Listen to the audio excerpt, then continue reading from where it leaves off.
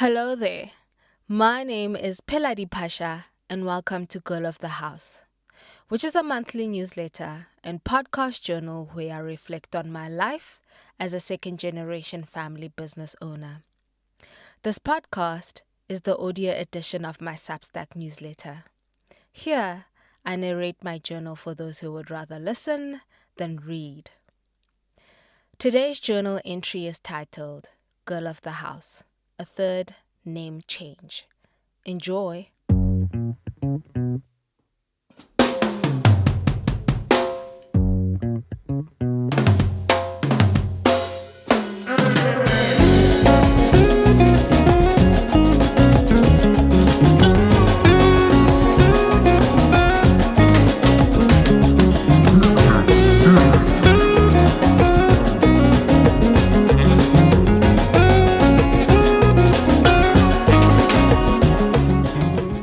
I've decided to rebrand my newsletter again.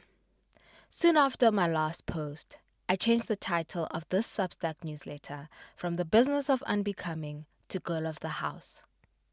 I'm sorry to do this to y'all again, but before you sigh and roll your eyes at me, didn't I warn you that this newsletter would be a messy project? Didn't I? So please, you signed up for this. As I've implied in previous posts, here, in this newsletter, I want to lean into the reality of what my life is, instead of the idea that I want it to become. And with each new post, I believe I'm getting closer to accepting that truth. For the past several months, since acknowledging my dilemma between travel podcasting and family business ownership, I've been haunted by the following quotes. Gary Vaynerchuk, document, don't create. Sisonke Msimang, I write where I am. I write the way I am. Joseph Campbell, we have to let go of the life we planned to accept the one that is waiting for us.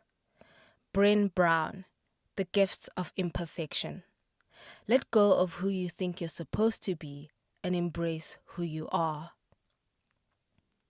These quotes have been echoing in my mind because though the plan following university was to travel, I instead became a homebody. Then my dad registered me as the co-director of the company he launched a year before I graduated. After graduation, I gradually got involved in the administration of his business. Anyway, it's not the first time I've considered using Girl of the House as the title of this newsletter. The phrase initially appealed to me back in the beginning of May, before I published my first reflective post under the title of The Business of Unbecoming. However, I avoided using it because, number one, I thought it was a common phrase and that there would be a lot of Substack newsletters and podcast shows using it as a title. Yet, it turns out that there isn't any. The irony is that The Business of Unbecoming, or at least variations of it, is the more widely used title. So now that I'm aware I'm not the only one using it, the creative in me wants something unique. Something that can separate the brand of my newsletter and podcast journal from other online business content. Number 2. The new title was inspired by an award acceptance speech Elizabeth Acevedo had made. And considering what I had shared about her in my first reflective post, I wanted to avoid borrowing anything more from her creatively. Number 3.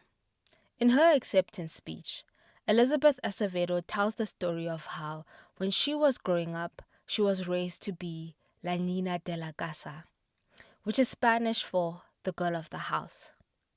And she explains the notion of it as the only girl and youngest child who's expected to cook, clean, be a good wife, a good mother, a daughter, and to do all of these things gracefully without pushing back. The child that is kept at home. She views it as not being a woman of excellence and importance. She associates it with the Stepford tried wife stereotype of only cooking and cleaning. Although she tries to assure her audience that she doesn't look down on domestic women, it is also implicit in her speech that a woman in such a position does not have the choice to be or pursue more, or explore and travel the world outside her household. At first, I also undermined it, and that is one of the reasons why I initially avoided using the phrase as a title, because of the negative cliches that Elizabeth Acevedo associated it with.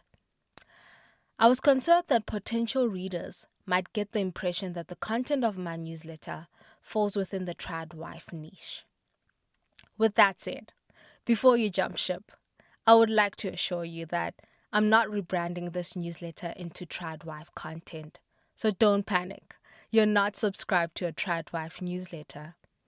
I do not have the aspirations of being a rich housewife. I only have the aspirations of being rich and creating generational wealth through business ownership and investing. Although the family expectations of cooking, cleaning, and being a good daughter are part of my daily reality, I don't view the phrase in the same pessimistic way in which Elizabeth Azevedo explains it. When I apply the phrase to my personal circumstances, to me it signals a daughter still learning to run the house. It suggests a young unmarried woman still becoming, still defining her own relationship to a household. Not yet the woman or lady of the house, but also not separate from responsibility. She's entrusted with stewardship and is stepping into a role shaped by family expectation. The girl of the house is one who comes from a household, is shaped by it, and now has the most significant responsibility for carrying its name, traditions, and business forward. To me, that's what the new title hints at. So even though I am shifting from the business of unbecoming title, the themes of unbecoming, forging or growing into a new authentic identity, and journaling through change still remain central to this newsletter. Therefore, I do not regret using the business of unbecoming as the title of my newsletter. I believe it was necessary to first use it because it gave me the philosophical framework of my Substack newsletter. If I'm to try and make meaning of this shift, I guess the business of unbecoming was the liminal space, a rite of passage where I let go of identities I am not anymore or never was. Now, girl of the house is finally me accepting my role in the family business and allowing myself to grow into it, as well as document my transformation in this newsletter.